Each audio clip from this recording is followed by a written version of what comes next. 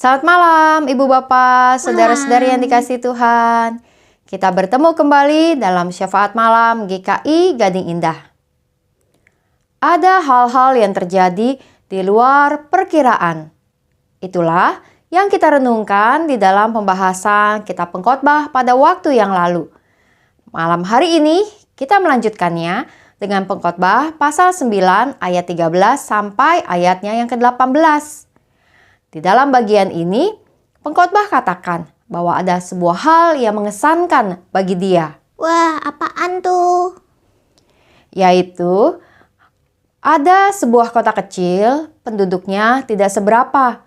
Lalu suatu kali datanglah raja besar yang hendak mengalahkan kota tersebut.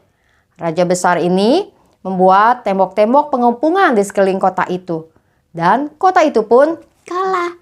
Kota itu pun jatuh ke tangan raja besar yang berhasil mengalahkan mereka. Nah, justru tidak Dombi. Disitulah hal yang mengesankan bagi pengkhotbah. Bahwa kota itu ternyata bisa selamat. Oh, kok bisa? Ya, ada orang berhikmat di kota itu yang kemudian bisa menyelamatkan kotanya dari pengepungan raja besar tersebut.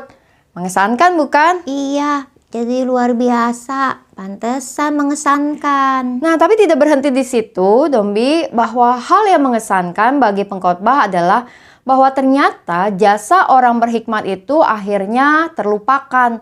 Mengapa terlupakan? Karena dia hanyalah seorang miskin. Di dalam ayat 16, pengkhotbah lalu berkata, "Hikmat lebih baik daripada keperkasaan. Tetapi hikmat orang miskin dihina dan perkataannya tidak didengar orang." Terkadang dalam kehidupan kita mengagung-agungkan hal yang besar. Kita menghormati atau bahkan menghargai sesuatu yang lebih besar dan bahkan terkadang ingin mencapai hal-hal besar dalam kehidupan kita. Pengkhotbah di malam hari ini dengan ayat-ayatnya mengingatkan kita bahwa hal kecil pun punya kemenangannya sendiri. Karena itu, kita mau menghargai hal-hal kecil. Hal-hal kecil yang disertai dengan hikmat akan menghasilkan sebuah keberhasilan, kesuksesan, dan bahkan kejayaannya sendiri. Dan pengkhotbah juga mengingatkan bahwa hikmat itu lebih penting daripada kekuasaan. Orang yang berhikmat akan dapat meraih kekuasaan. Tetapi orang yang punya kekuasaan tanpa berhikmat akan jatuh dengan kekuasaannya. Karenanya kekuasaan tidak ada apa-apanya dibandingkan berhikmat. Menjadi orang yang berhikmat menjadi sebuah hal yang penting untuk kemudian kita renungkan, kita upayakan dan kita latih di dalam kehidupan kita. Jadi kejarlah hikmat. Maka kekuasaan, keberhasilan, kesuksesan dapat mengiringinya. Namun jika kita hanya mengejar kekuasaan, kita akan kehilangan segala sesuatunya. Karena kekuasaan tidak akan dapat dipertahankan tanpa menjadi orang yang berhikmat. Di dalam ayatnya yang ke-18, pengkhotbah melanjutkan. Hikmat lebih baik daripada perlengkapan perang. Tetapi satu orang yang bersalah dapat merusak banyak hal yang baik. Di dalam kehidupan kita, mari kita mengejar hikmat. Apakah Anda orang berhikmat? Apakah Anda orang berhikmat yang Tuhan percayakan dengan kekuasaan? Maka teruslah berusaha mengembangkan diri menjadi orang berhikmat.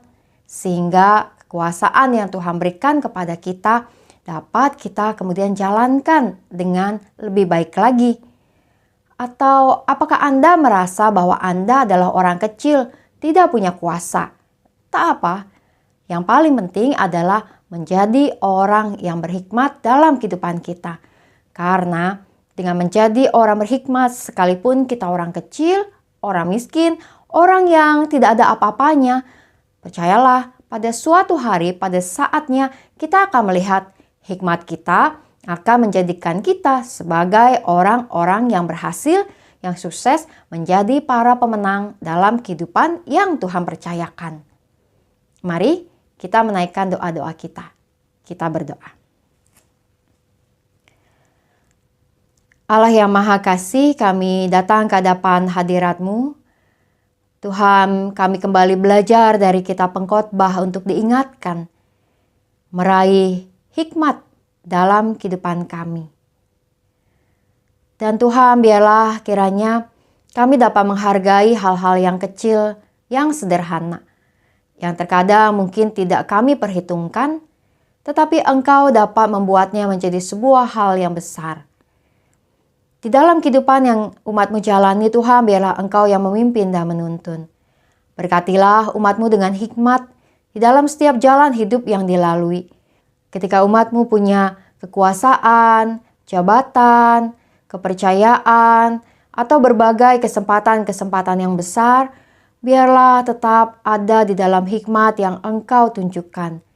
Juga ketika setiap umat-Mu menjalankan kehidupan hari demi hari dengan banyak hal yang terjadi, tuntunlah ya Tuhan kami dengan hikmat-Mu, sehingga kami dapat menemukan makna dalam setiap pengalaman hidup yang kami lewati. Kami berdoa ya Tuhan juga untuk umat-Mu yang berada dalam pergumulan-pergumulan hidup, di tengah-tengah usaha atau pekerjaan, dalam studi, di dalam juga menata rencana ke depan, di dalam juga berbagai kondisi kesehatan yang dijalani, Engkau Tuhan yang terus menopang. Kami berdoa juga ya Tuhan untuk kedukaan dari keluarga Oma Tansyunio yang telah berpulang kemarin dan hari ini telah dikremasi. Tuhan, biar Engkau memberikan kekuatan dan menghiburan khususnya bagi Opa Surya serta seluruh keluarga di dalam masa-masa ini. Biar Engkau yang terus juga menopang mereka. Kami berdoa juga ya Tuhan untuk situasi kehidupan kami, di mana demam berdarah juga merebak di mana-mana. Kiranya kami dapat menjaga lingkungan kami menjadi lingkungan yang baik dan bersih, sehingga DBD dapat kami kendalikan dengan baik. Kami berdoa juga untuk setiap mereka yang berada dalam perawatan atau juga terjangkit, biar Tuhan Kau memulihkan. Kami berdoa juga ya Tuhan sebagai gereja-Mu untuk berbagai kegiatan yang kami jalankan khususnya di GKI Gading Indah.